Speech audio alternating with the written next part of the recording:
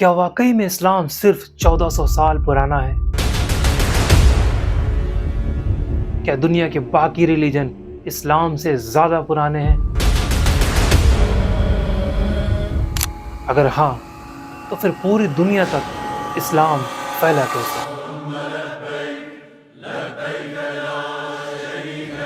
اسلام کے بارے میں جاننے کے لیے ہمیں سب سے پہلے یہ سمجھنا ہوگا کہ اسلام کا مطلب کیا ہوتا ہے۔ اسلام کا مطلب صرف 1400 سال پہلے والا اسلام نہیں ہے۔ اسلام کا مطلب صرف ایک ریلیجن کا نام نہیں ہے۔ اسلام کا مطلب ہے اللہ کے حکم کے آگے سر جھکانا اور امن کا پیغام دینا۔ جو اللہ نے آدم علیہ السلام کے ساتھ زمین پر اتارا، یعنی ہزاروں سال پہلے، اور آدم سے لے کر آخری پیغمبر محمد صلی اللہ علیہ وسلم تک اللہ نے کئی پیغمبر دنیا میں بھیجے اور ان کے ذریعے لوگوں تک اسلام کو پہنچائے۔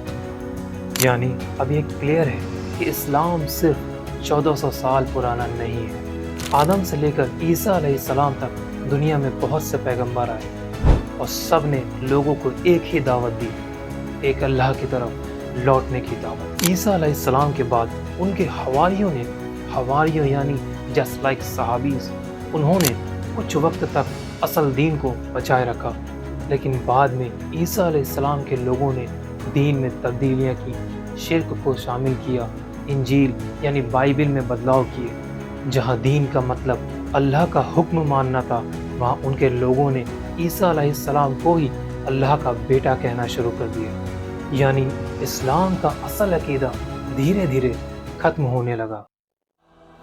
پھر اللہ نے بھیجا اپنا آخری پیغمبر محمد صلی اللہ علیہ وسلم، اور اس کے بعد جب رسول اللہ آئے تو اسلام کو اس کی اصلی شان اور صاف عقیدے پر لانے کا انقلابی آغاز شروع ہوا۔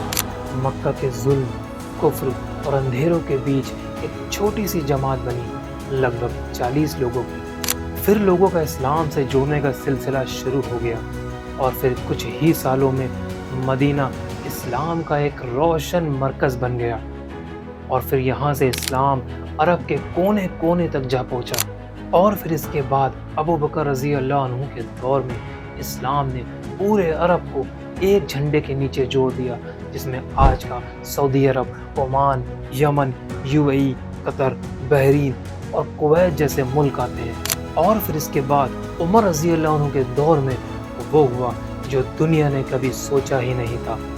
دنیا کے 2 سب سے بڑے امپائر، رومن اور پرشین امپائر، جو لگ بھگ 500 سالوں سے دنیا کے بڑے حصوں پر راج کر رہے تھے، ایک کے بعد ایک فتح ہونے لگے۔ پھر ڈمیسکس، مصر، جیروسلم اور ایران تک اللہ کا کلمہ گونج اٹھا۔ کچھ ہی دشکوں میں یہ دین اسپین سے لے کر ہندوستان کے دروازوں تک آ پہنچا، نہ صرف تلوار سے بلکہ اخلاق، انصاف اور علم کے ذریعے۔ یہ صرف ایک قوم کا مذہب نہیں تھا، یہ پوری انسانیت کے لیے ایک پیغام تھا جو آدم علیہ السلام سے لے کر محمد صلی اللہ علیہ وسلم تک ایک ہی رہا۔